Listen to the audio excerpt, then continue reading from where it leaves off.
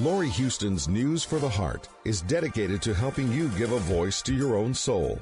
Our hearts have the power to free us from pain and the struggles that keep us from awakening to our true essence. Join Laurie now as we delve into our heart and soul to find the path that will open us to the possibilities and lead us to the life we love to live. And good afternoon. This is News for the Heart, and we have our awesome co-host Tracy McBurney with us. We're going to have an interesting conversation. We started it a few days ago.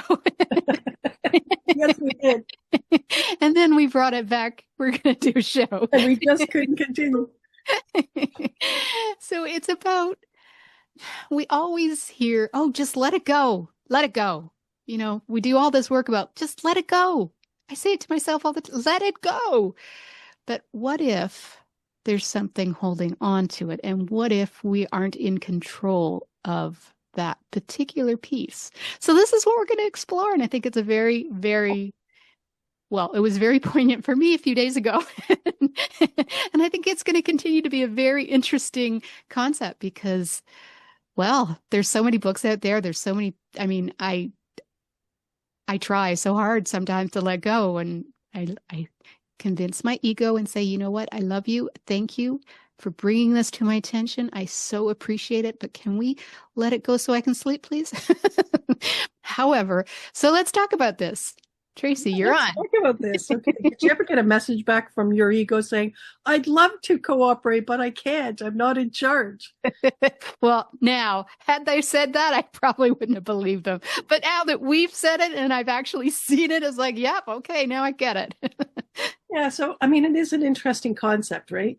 Yeah, it's it is a very interesting concept. And you hear people say, I try to let go. I try to let go. I let go, and then nothing happened. I let go, and nothing felt better. I let go, but I'm not good at letting go, or I can't let go, or maybe some people have said it's not mine to let go of. Mm. You know, like I can't let go of this until this, and so it's not mine to let go of. And I thought, very astute. So it is this concept of in charge. You know, what are we in charge of? And what are we not in charge of? Like, what are we actually in control of when we talk about this thing called letting go? Especially if we're starting to recognize, wow, you know what, it really would be in my best interest to let go of all of that hate or to let go of all of that bitterness. I really don't want to be bitter anymore. I don't want to be bitter anymore, but how do I let go of that? Or somebody might say, well, you just let go of it. Yeah. It's like, well, I can't. It's still there. I can still feel it.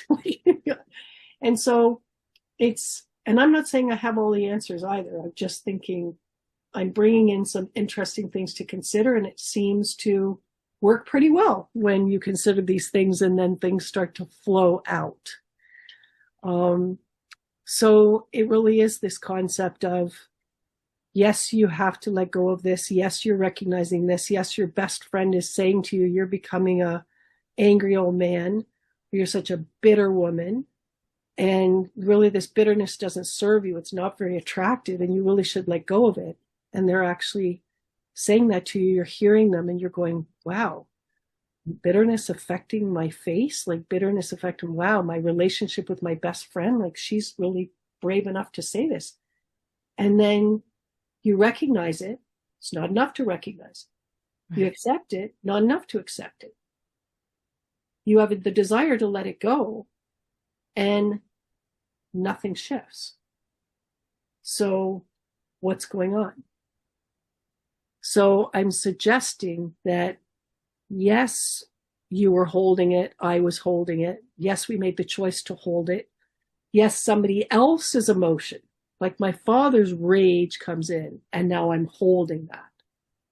Not my rage, his rage. Right. And I'm holding my anger in my response to his rage, the indignation, and all of that's getting held. But the original emotion that was being held was my father's rage. Just came in a shocking moment and just went right into me because I was so open. And then when I finally get the news bite years ago, when I finally get it, it's like, it's not moving. So my thought being, how long does it take? Like, think of a scarecrow in the middle of a cornfield. How long does it take before there are crows that are sitting on top of that scarecrow? Like, how long does it take before something's sitting on top of the thing that you're holding? Right. Something's connecting with the thing that you're holding. Something's embracing it. Something's clawing into it. Something's hugging it. Something's holding it. Holding what you're holding. And locked into it. And at what point are you no longer in charge of that? Until you kind of wake up to the concept that, hey, that's mine. That's mine. And I want that back. Like, that's mine. Like, no, nothing else gets to take charge of this.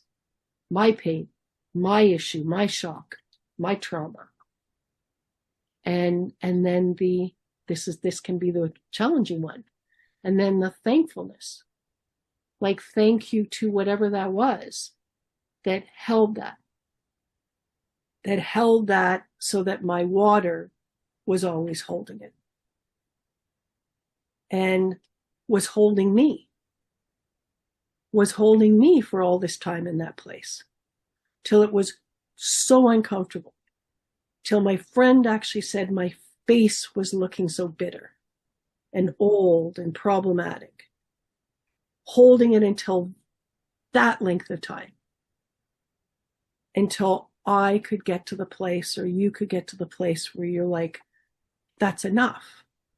That's enough. I was okay holding this until somebody said my face is changing into something bitter. I was okay with holding this until one of my eyes drooped, until somebody could actually, or I could actually see the consequence to my holding. Or the fact that that really cute guy isn't the least bit interested in me because I turned in some bitter old battle axe.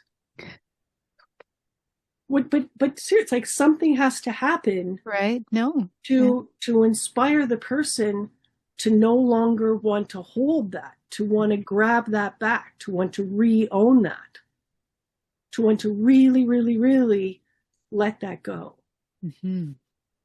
and find out what needs to get done so that that can be let go of.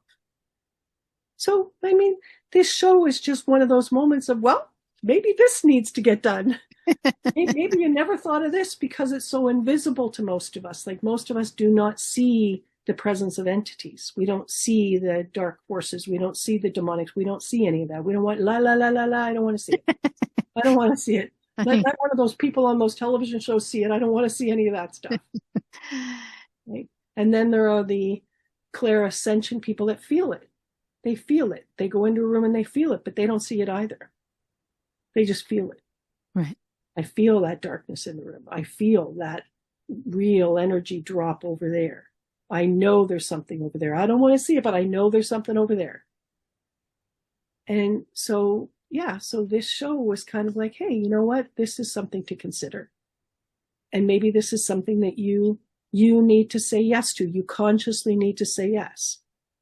Like, if one of those things that Laurie and Tracy were talking about on the show, an entity, an extraterrestrial, a dark force, a demonic, if any of that is holding this, then I don't want that anymore. I don't want something holding my stuff. I don't want something anchored into it, corded into it, bonded into it, binding me, binding my stuff. I don't want that. But having said that, it was held on to for long enough that it's created this for me that is really telling me there's consequences. There's physical consequences to this holding. And I really don't want physical consequences like that happening to my body, or happening to my life, or happening to my children. Can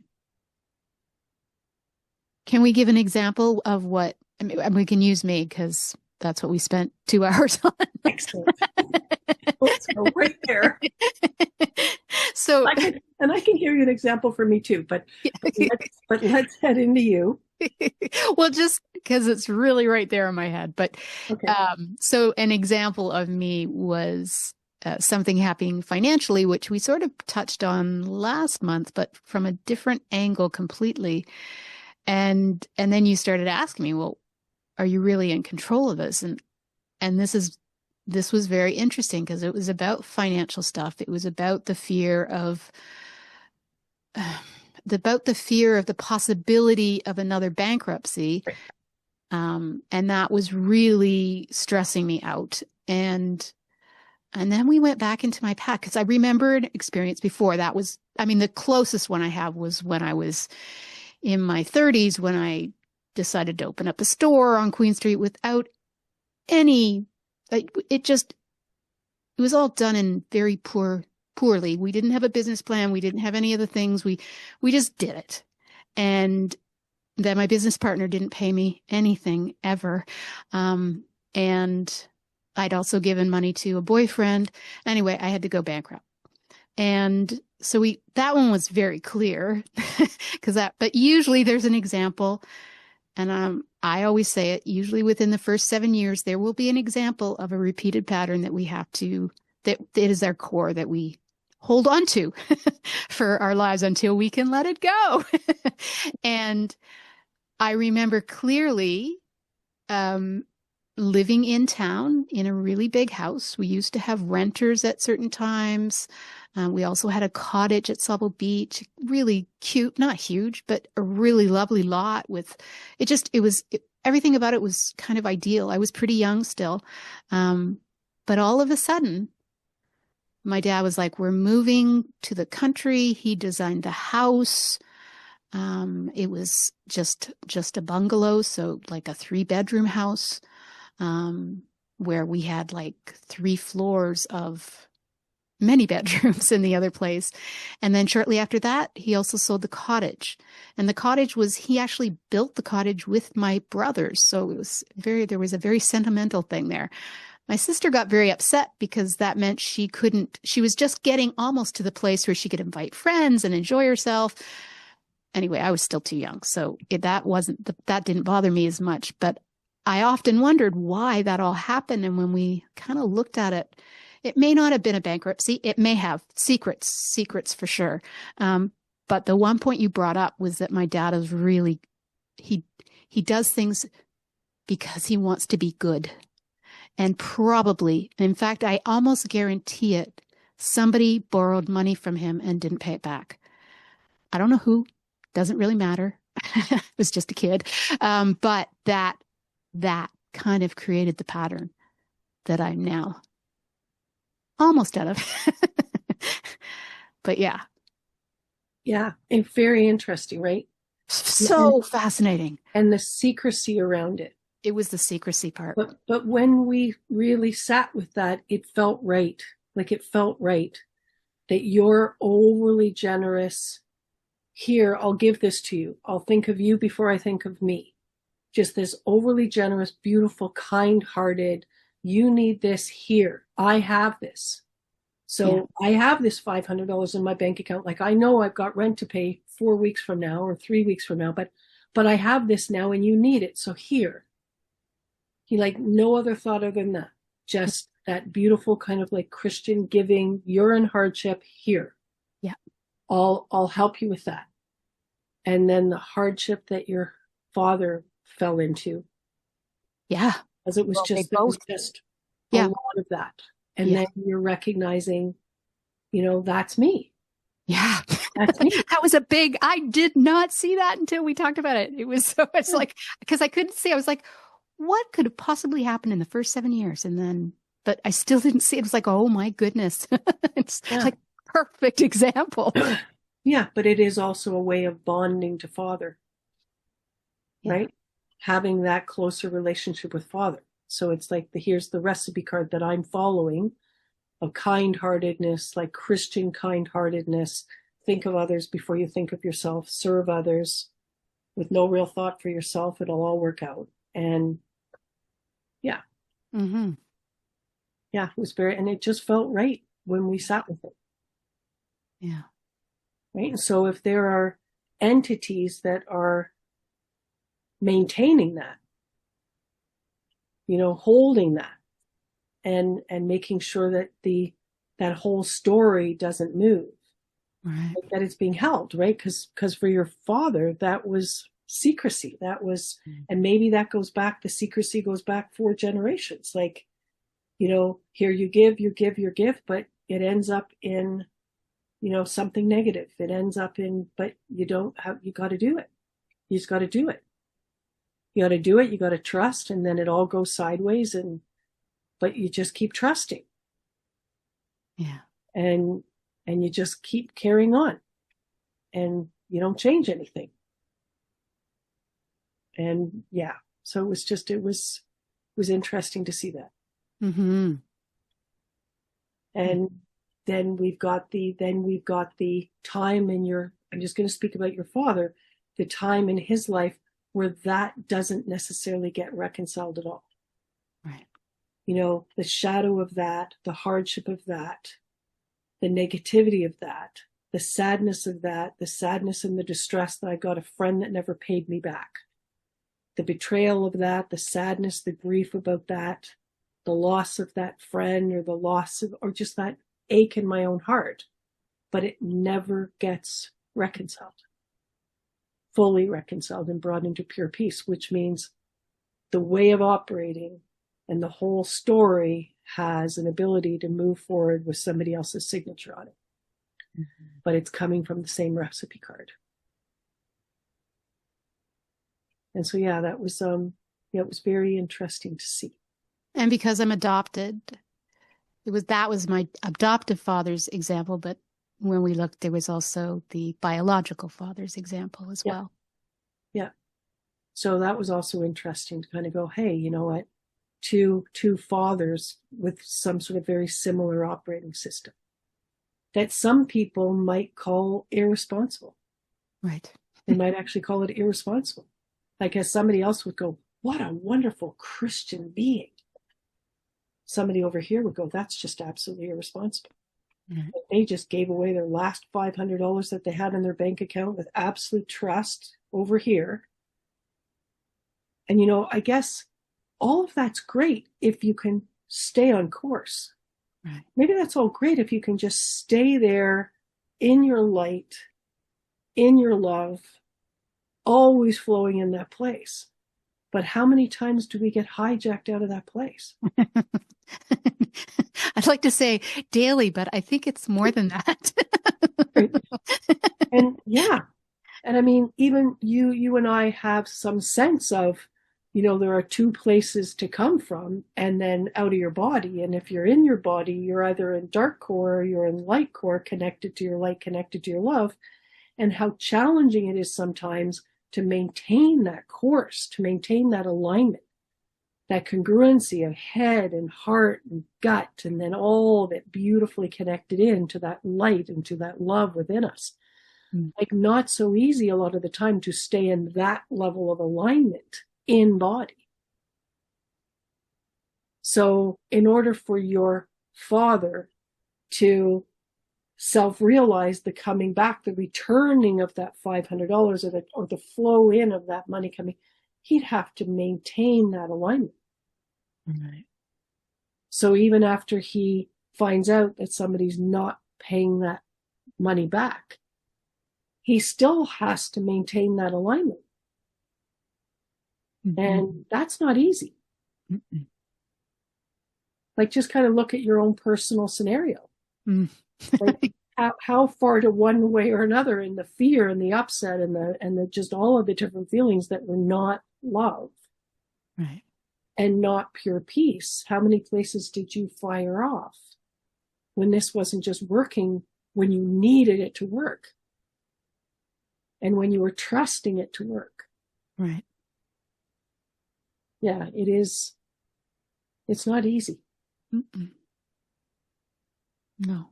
It's not easy to be a completely in line, all trusting, all good. Everything's going to be fine. watching things go sideways and just staying in that place of openness to receiving, of openness to not necessarily whatever that is coming back from that person, but returning in a different way.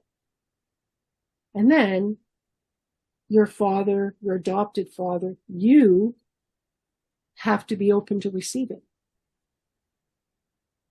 Right. And sometimes what happens, and what was highlighted in the class that I was in with a teacher who was talking about exactly this, the giving and receiving. And she had, 30 people in the class giving her feedback. She's going, how many people have no issue with receiving gifts? No, or actually, sorry, she didn't start that way. She started with the giving piece.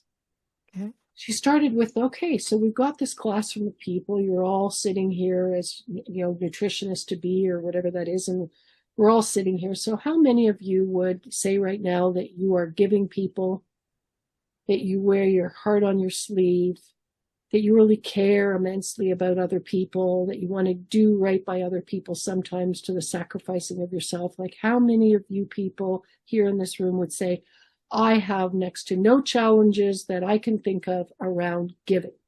And a sea of hands go up. However she said all of that, a sea of hands go up, like maybe there's one person in the room who hasn't put their hand up. And then she goes to, all right, well, that's all right, that's good. And then, how many people in this room would say, I have no issue receiving gifts. I have absolutely no issue receiving compliments when they come from wherever it is that they come from. I have no issue with receiving here or here or here. And now you see out of the 30 people in the room that maybe there's 4 people that have. Were they men? Then she looks, so she basically puts her finger out to the 4 people and she says, you guys, I think you're golden. The rest of you, it looks like you're on your way to a circulation problem of some sort that will manifest physically if you don't get this shit together. And we're all just like, huh? But you know what? She was right. Like, it really did hit home. Right. Giving and receiving, it's a circular energy. So if you're just so open to the giving and so open to the giving, and it's all about the goodness and the giving, and it's all, I'm just going to give and give and give, and it's all going to work out. Well, the only way it's going to work out is if you're equally as open to the receiving it. Mm. And she really nailed it as saying, that can sit in a consequence of a physical circulation problem. Circulation of blood, circulation of lymph, circulation of, I guess, your good nature. Yeah, it was a very interesting, I never forgot it. Never forgot that class. And so, yeah. So now here we are in the letting go piece. So back to the topic at hand, the concept of letting go. Like letting go of that story, that way of operating, your way of operating. No, I can't let go of that way of operating. Where are these people going to be that I take care of, that I give to? I can't let go of that way of operating. They're depending on me. I can't change this. Right. The dialogue of they have nobody. I'm the only person that's there to help them. I'm the only person. That's it. I'm absolute. And I will tell you, if you are an empathetic person and you hear yourself saying as you empathetically are picking up other people's pain, and you hear yourself saying, well, I have to step in because they have nobody. I have to step in because there's no one. I have to step in because they're all alone. The minute you hear that, you just sit quietly and make a pact with yourself that you are going to do your work before you ever step in to do anything for this person, because you've just heard yourself say that dialogue in your head. And it's hijacking dialogue, and it's not truthful. Right. And it's all dialogue that's connecting into lack and not abundance and not truth of what is going on in this universe. And so to the empath, it's like, all right, before you end up getting pushed right by your own self, right into the shadows. So now you're shadow savior, shadow caregiver, shadow protector, shadow Jesus. Before you get doing that, take care of yourself. Oxygen mask on you first before that other person on the plane. Yeah. You have work to do because you just heard that in your head. So there is healing and letting go for you or any other empath in that moment before they get hijacked into the shadows. And so what is it to heal? What is it to let go? And then are you in charge of whatever it is that you find that needs to be let go of, which can be an emotion, it can be a pattern, a way of operating, somebody else's pain, somebody else's emotion, like my father's rage, that then my ego sparked up with the thought and then the feeling of fear that came after the thought, and all of that being held on to. Yeah. And then how long before the entities are there? And I liked it when somebody said, if you're holding on to the hate, if you're holding on to somebody's hate, or that hate comes into your body and it hasn't flowed out, and you can't get near the hate, you can't touch the hate, you can't be with the hate. Well, if that's come into your body and you can't be with the hate, then how the heck are you going to let that go? If you can't be with the hate. Right. If that hate is so problematic, if that anger is so problematic, how are you going to take charge of that? How are you going to deal with that if you can't get near it? Or if you can't allow it to be accessed? And that could be how you end up in the relationship with the demonic energy, because you can't deal with the hate. I can't deal with the hate. I can't get that hate away from me. I can't deal with the hate. But that hate just got inside of you. You just watched that movie last night. You were open. You were not well bounded, and a whole bunch of that hate just went inside of you, and you're telling me you can't deal with the hate. Mm. And the demonic energy going, well, it's fine. I'll help you with that. I don't have a problem with that. I'll help you with that. Yeah. I'll partner with you. I'll help you with that. I'll keep that away from you. It'll be in your body, but I'll keep it away from you. You'll never feel it. Right. I'll just take charge of that. No problem. And of course, you're sitting there in dream time. You're saying, of course, yes, please take charge of that. Yes, yes, yes, please. But it's still in your body. Right.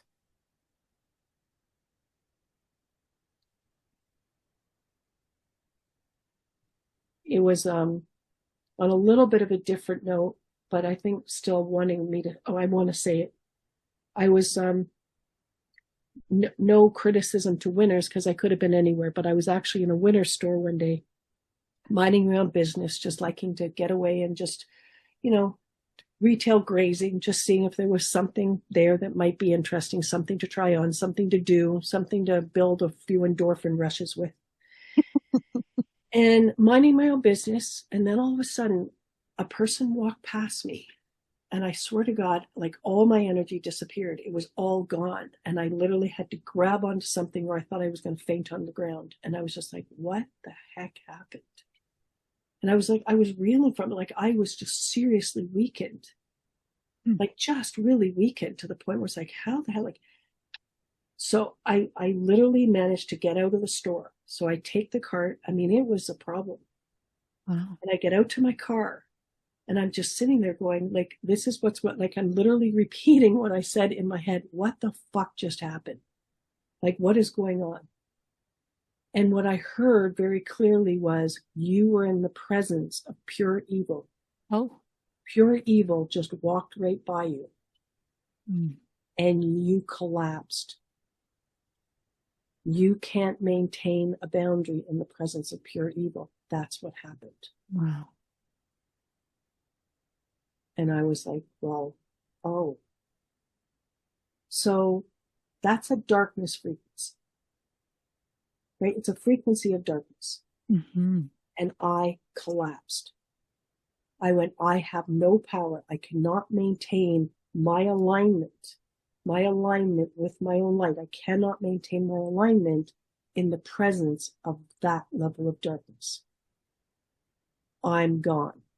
Like I am so weakened, like kryptonite. Like that's kind of like, I felt like it was going to be like Superman's kryptonite. Wow. So in a sense that this is a little bit different than I had intended, but it was like I had been let go of. Like I was just collapsed. I just had a significant loss of me and a significant loss of my power, my presence, my engagement with self. Like it was the weirdest. But when I was away from it and when I could better understand it, then I just kind of went, okay, so then how do I, without needing to put myself back there again right now, how do I do this? How do I build myself up? What do I do? What do I do so that doesn't happen? So that I can maintain a connection with me and my light in the presence of that, in the presence of something that is a little darker. And be okay, so that I can be okay. Be like, you are you, and I am me. Like you are your fractalized version of source, and I am my fractalized version of source. And you clearly are much darker a fractalized version of source than I am. And you feel a certain way, and you vibrate a certain way, and I'm over here. How can I do this so that I'm not afraid and I don't shrink back? And I think part of it was, and don't judge. So I'm not sitting in stories, and I'm not sitting in judgment, and I'm not sitting in the, oh, you're you and you're so powerful. In your darkness, you are so powerful. And so much more powerful than I am. And so much bigger than I am. So much, right? It was a lot of interesting things to look at. And to recognize that a lot of these thoughts, a lot of the things that were there, like just there and accessed, instantly accessed. It's like, wow, did they even come in this life? This isn't anything that I was dealing with in this life. Right. And how did I get engaged in all of that information in 2.5, like literally in 1 second, I was engaged with information that literally flatlined me on the floor. Almost like this energy comes in and boom, that comes into me. Like almost like an understanding of, oh, this is here, you do this. This is here, you collapse. This is here, you are so weakened, you are a puddle on the floor. And it was all instantaneously quick. Like just an unbelievable amount of information that was taken in. And I'm not even going to say 2.5 seconds because it wasn't even that. Right.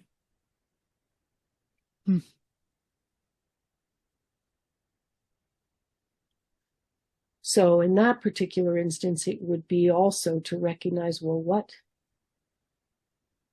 do I need to let go of? What do I need to bring in? What new understandings do I need to bring in? What new divine wisdoms do I need to bring in that I clearly don't know, or that I've lost connection with, or that got taken? Not necessarily that let go, but taken, that need to be returned. What ideas am I attached to that need to be shifted, relooked at, let go of, something new brought in?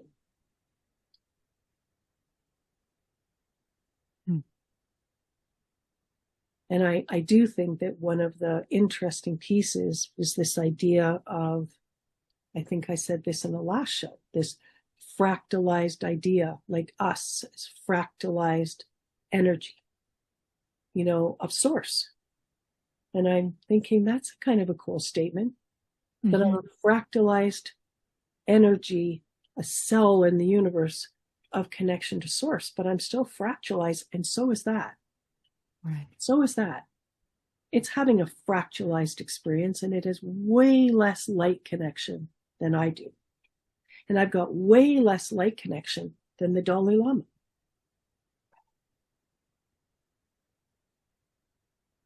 Who might also then be seen as having a fractalized connection here as a human on this earth plane,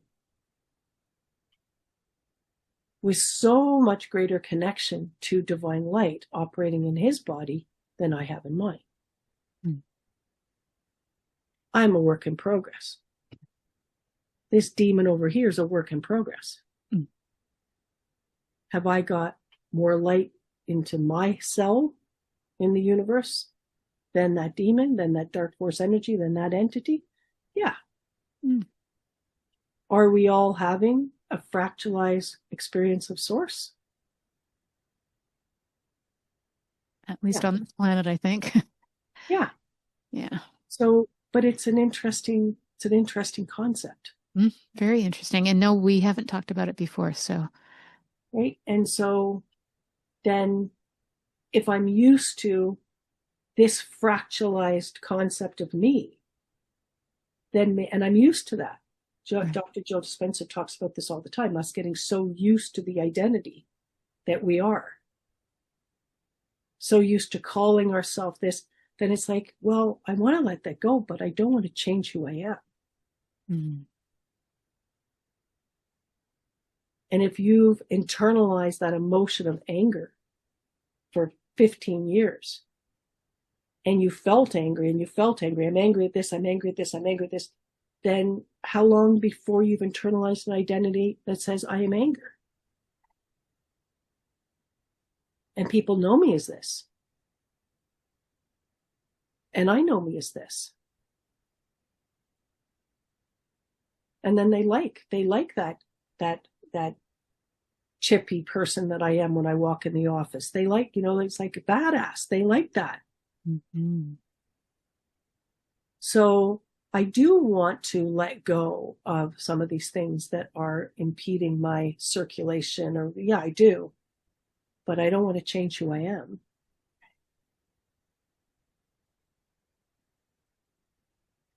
Right. I don't want to change the personality that's making me $1 million a year.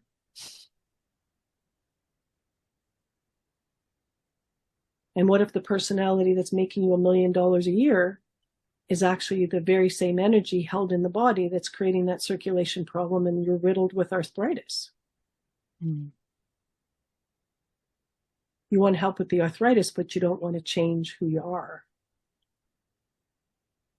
Right. Yeah, that letting go part can be a little bit challenging, because you're right. There's lots of things that we say, oh, yeah, I really want to let this. Oh, wow, but I can't do that. Right? It's like, oh, it comes from, well, no, then.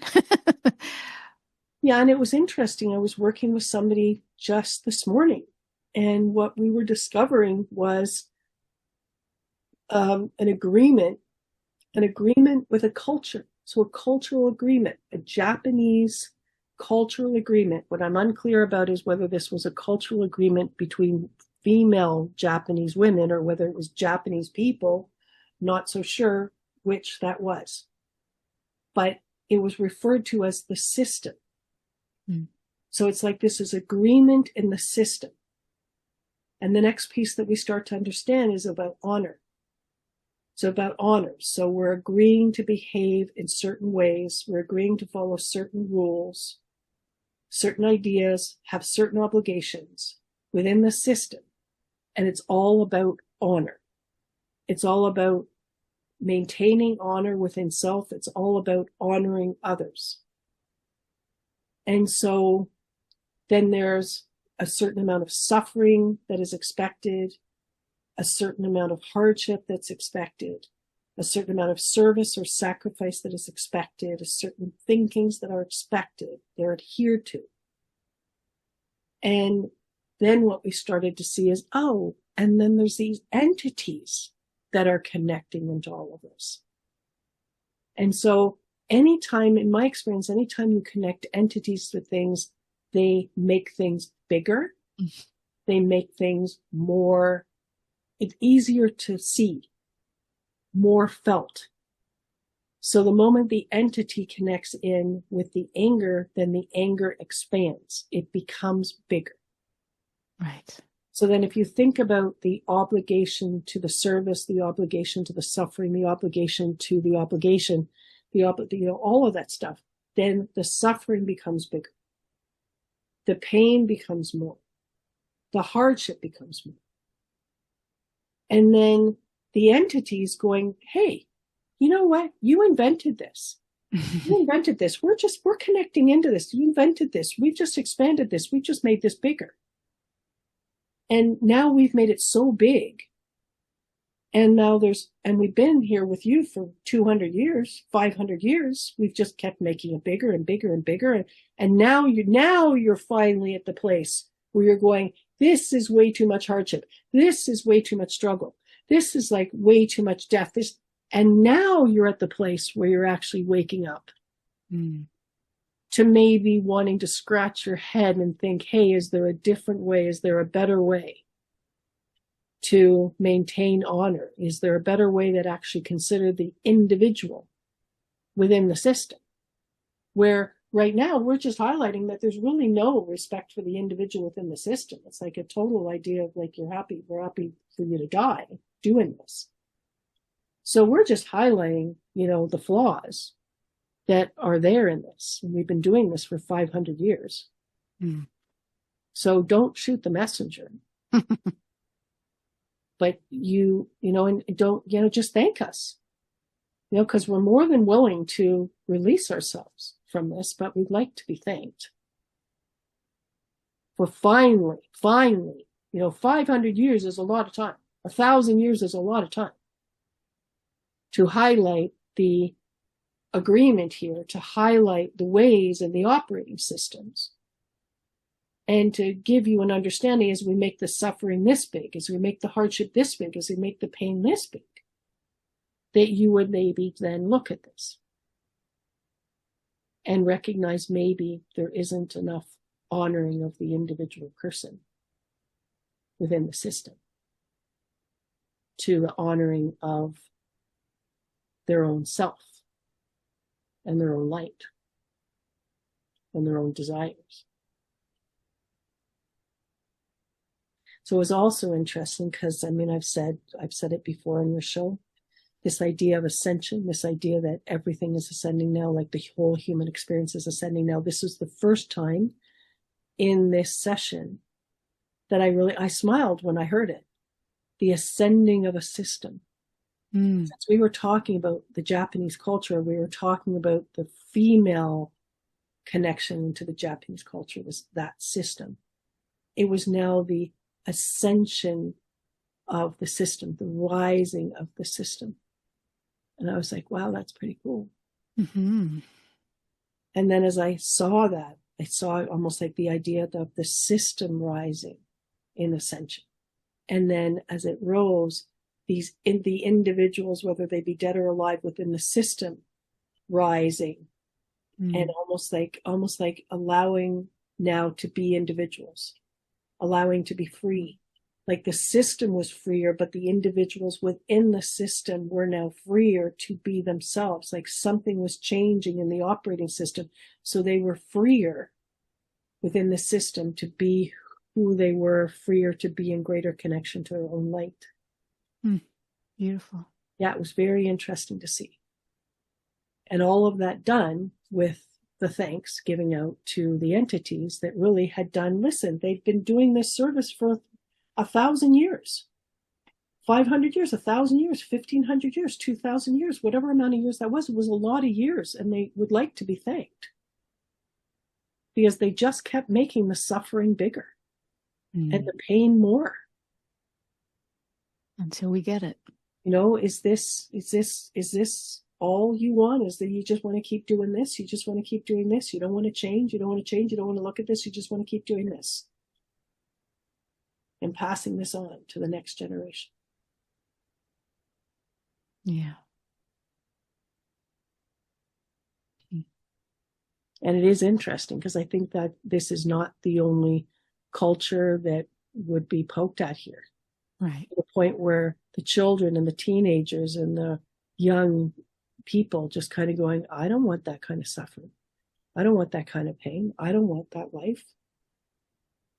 I don't want to serve. Like, I don't want to do that. Mm-hmm. I don't want to do that. Why? Because it's too much pain.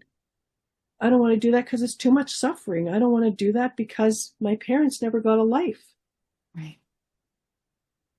They never got to do what they really wanted to do. They just took care of us.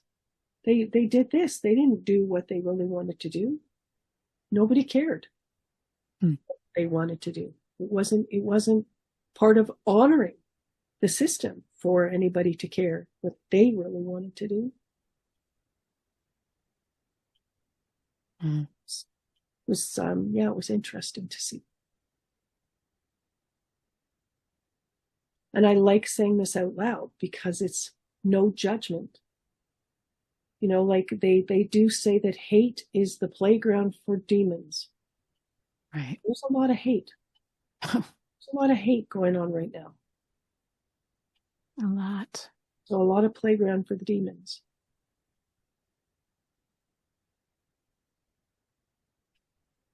Mm. Yeah. And so I hear people say, I don't want to hate. I don't want to hate. I'm a lover. I don't want to hate. I don't want to hate. And that's great. I love it. You're a lover. You don't want to hate. Are you holding on to any hate? Are you holding on to any old hate? Are you holding on to any old hate and any old stories connected to hate that go back through the generations of your family, back through the generations of humanity? You're holding on to any of that? And are you open to letting go of that? And are you open to the entities, energies, demonics, demons that have been working in the playgrounds of that? Not wanting you to really know they're there, not wanting you to really know the partnerships that you're in, not wanting you to really know what the consequence to carrying all of that inside of you unreconciled actually is. Yeah, it's been an interesting year and a bit. I don't know if we've even talked about this, the amount of passed away people, the amount of dead people that I have had the pleasure of doing some work with that will never pay. But they're waking up. They're waking up to the idea that they don't want their stories remembered anymore. Mm. They don't want the stories unreconciled, not brought to pure peace, being remembered in the bodies of their children, their grandchildren, or anything moving forward. They are ready. They are ready. The dead people, are ready to allow for a full reconciliation of the pain that they went through. Right. And at one particular instance, about 6 or 7 months ago, I got a real sense that because so much light is coming onto the planet, the solar flares, the things that are going on, how close the planet Earth is to the Milky Way center. And I was really getting a sense that there are biosignatures upon this Earth. So signatures of people that are no longer here, almost like the footprints that they left here. And the biosignature of their life, their pain, how they left, things not reconciled, not fully reconciled. And some of these people that have passed away, recognizing that the biosignatures are starting to disappear, starting to be released from the Earth as light is coming in. Mm. And so even though they might want their stories to stay and be remembered and not forgotten, they're starting to see exactly what you might see when you have a footprint in the sand right by the waves, and the footprint's just starting to disappear. Mm. And so That's good news. Sorry? That's good news. Well, it was an interesting thing to think about, right? It was an interesting thing to think about. The fact that we might want these stories remembered, the biosignatures remembered on the Earth. Like, I walked here, I lived here, this was my pain, this was my story, this was my hardship, this was my glory. Well, we want that remembered. And maybe it will be in a book, that we might have on our shelf, but not remembered maybe the way we have allowed it to be remembered with the earth. Yeah. And I'd never thought about that. Right. And the dead people that are trying to get through to the people that are alive now, to say, you know, I'm doing the work. I'm doing the work. You know, I'm sorry. I'm doing the work. And let it be done. Let it be done for you. I'm doing it for you. And the generations in the future, let it be done for you. And maybe that's one of the things that we hadn't seen is they can't get that done if there are entities that are still holding it.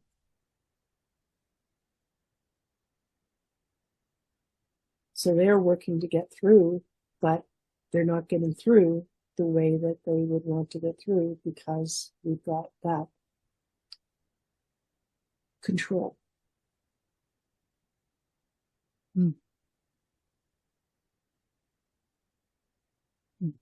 So I like saying this out loud too, because you wonder, you know, are there any dead people listening?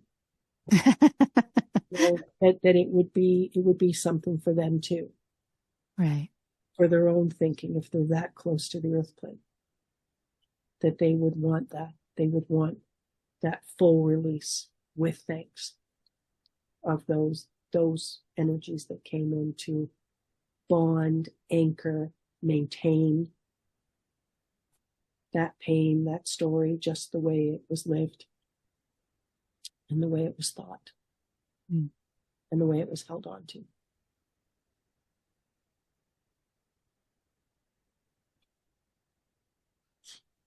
Yeah, interesting. It really is.